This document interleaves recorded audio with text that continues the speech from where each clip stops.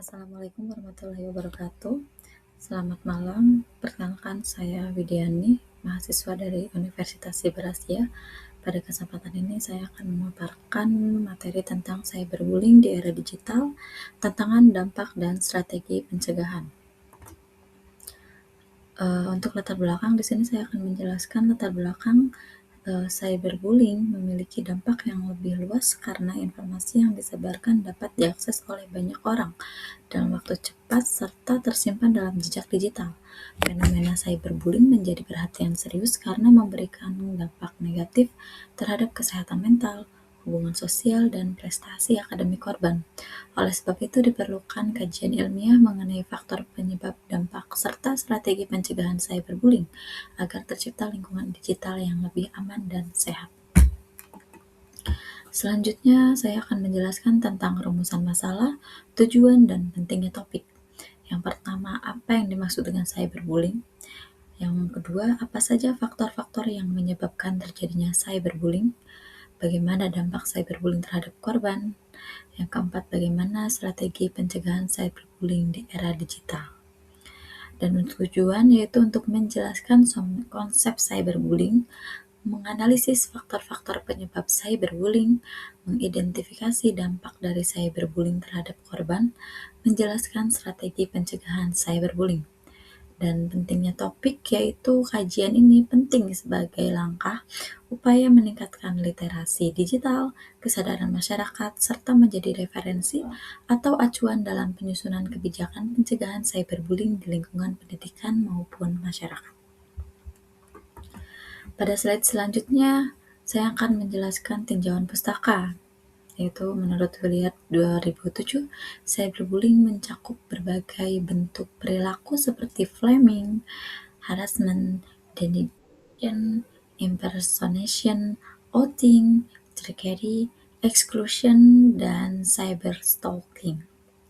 Lalu menurut Hinduja dan Pachin tahun 2015, cyberbullying terjadi ketika seseorang menggunakan teknologi informasi untuk mengintimidasi, mengancam, mempermalukan, atau menyebarkan informasi yang merugikan korban. Lalu penelitian Kowalski et al. Tahun 2019 menemukan bahwa korban cyberbullying lebih rentan mengalami depresi, kecemasan, serta penurunan prestasi akademik. Lalu penelitian Marlev dan kawan-kawan tahun 2024 juga menunjukkan bahwa peningkatan literasi digital menjadi salah satu strategi paling efektif dalam menekan angka cyberbullying di Indonesia. Untuk slide berikutnya yaitu tentang metode penelitian. Penelitian ini menggunakan pendekatan kualitatif, yaitu penelitian yang data-datanya berupa kata-kata, kalimat dengan metode studi, kepustakaan, library research. Data diperoleh melalui jurnal ilmiah nasional dan internasional, buku akademik, laporan pemerintah, serta publikasi organisasi yang membahas cyberbullying. Lalu berikutnya pembahasan. Nah, cyberbullying merupakan tindakan perundungan yang dilakukan melalui media digital secara sengaja dan berulang dengan tujuan menyakiti, mempermalukan, mengancam, atau mengintimidasi seseorang. Bentuk cyberbullying sangat beragam, mulai dari memberikan komentar kasar, menyebarkan berita bohong atau hoax, mengunggah foto atau video tanpa izin, menyebarkan fitnah, membuat akun palsu untuk menyerang korban, hingga mengucilkan seseorang dari komunitas digital. Lalu apa saja faktor penyebab cyberbullying? Yang pertama itu ada anonimitas dalam dunia digital, yang kedua ada rendahnya literasi digital, yang ketiga pengaruh lingkungan sosial, dan yang keempat kurangnya pengawasan. Slide berikutnya, dampak cyberbullying.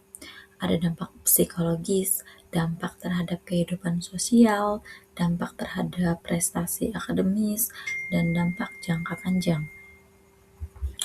Lalu berikutnya ada strategi pencegahan cyberbullying. Yang pertama itu peningkatan literasi digital, yang kedua ada pendidikan karakter, yang ketiga itu ada peran keluarga, dan yang keempat ada penegakan hukum, serta yang kelima itu ada tanggung jawab platform digital. Kesimpulan dari pembahasan makalah ini yaitu cyberbullying merupakan salah satu dampak negatif perkembangan teknologi digital yang semakin meningkat seiring tingginya penggunaan media sosial. Fenomena ini dipengaruhi oleh berbagai faktor. Penelitian ini menunjukkan bahwa pencegahan cyberbullying memerlukan kolaborasi seluruh pemangku kepentingan melalui peningkatan literasi digital, pendidikan karakter, pengawasan keluarga, penegakan hukum, serta optimalisasi sistem keamanan pada platform digital. Sekian pemaparan dari saya. Mohon maaf apabila ada kesalahan. Sekian dan terima kasih. Wassalamualaikum warahmatullahi wabarakatuh.